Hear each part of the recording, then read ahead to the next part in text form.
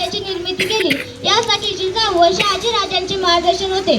शिवशाहीच्या स्थापनेआधी अनेक मराठा सरदार निजामशाही व आदिलशाही राज्यात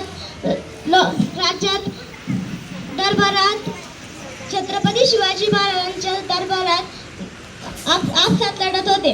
निजामशाह व आदिलशाह यांच्यातील लढाईमध्ये सरदार प्रथम लढत, परंतु शिवरायांच्या काळात ते स्वतः आघाडीवर असत।